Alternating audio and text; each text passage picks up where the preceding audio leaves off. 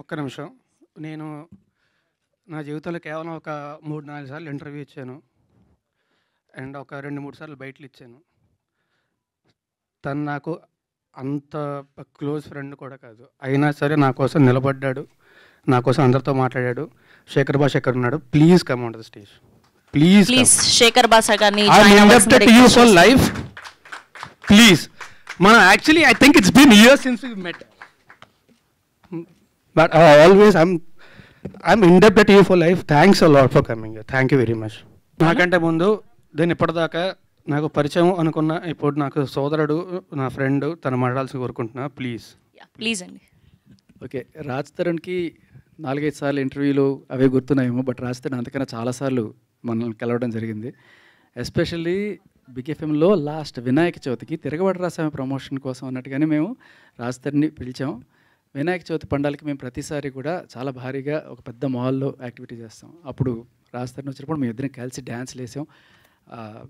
So ఆయన చాలా చోట్ల వెళ్తుంటారు కాబట్టి ఆయన గుర్తులేదు, బట్ 4-5 సార్లు కాదు, కనీసం 20-30 సార్లు కలిసాం ఇప్పటిదాకా. కానీ రోజు నేను రాజ్ తరుణ్తో చెప్పిన మాట కూడా, తిరగబడరా స్వామి అని చెప్పి ఇంత పెద్ద టైటిల్ కాదు, మీ సా అని రాస్తే సరిపోతుంది అని చెప్పి.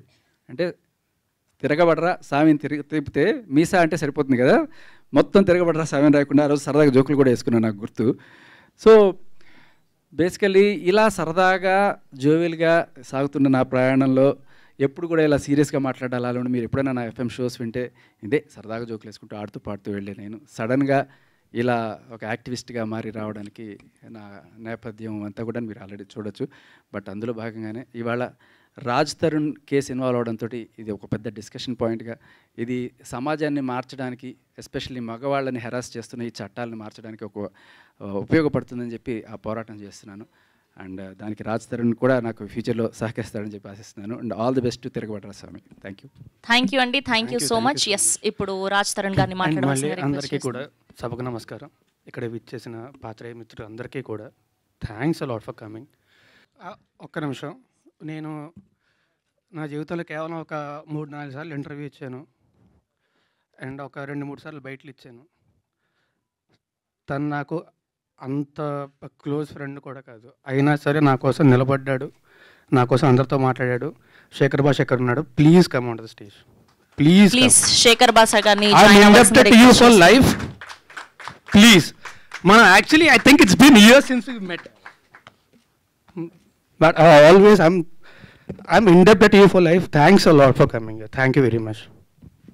పిక్ చూశారు, ఇప్పుడు అన్ని ఎమోషన్స్ దాంట్లో వాళ్ళు కవర్ చేశారు. ఇంకొక ఎమోషన్ ఉంది దాంట్లో చూపించిన ఎమోషన్, అదే కామెడీ. సెకండ్ హాఫ్ హైలైట్, ఈ సినిమాకి హైలైట్ ఏంట్రా అంటే ఎమోషన్స్తో పాటు కామెడీ చక్కగా తీర్చిదిద్దారు డైరెక్టర్ గారు రవికుమార్. నాకంటే ముందు దీన్ని ఇప్పటిదాకా నాకు పరిచయం అనుకున్న ఇప్పుడు నాకు సోదరుడు, నా ఫ్రెండ్, తను మాట్లాడాల్సి కోరుకుంటున్నా. ప్లీజ్ అండి. ఓకే, రాజ్ తరుణ్కి 4-5 సార్లు ఇంటర్వ్యూలు అవే గుర్తున్నాయేమో, బట్ రాజ్ తరుణ్ అంతకన్నా చాలాసార్లు మనల్ని కలవడం జరిగింది. ఎస్పెషల్లీ బిగ్ ఎఫ్ఎంలో లాస్ట్ వినాయక చవితికి తిరగబడి రాసామే ప్రమోషన్ కోసం అన్నట్టుగానే మేము రాజ్ తరుణ్ని పిలిచాం. వినాయక చవితి పండాలకి మేము ప్రతిసారి కూడా చాలా భారీగా ఒక పెద్ద మాల్లో యాక్టివిటీ చేస్తాం. అప్పుడు రాజ్ తరుణ్ వచ్చినప్పుడు మేము ఇద్దరం కలిసి డ్యాన్స్లు వేసాం.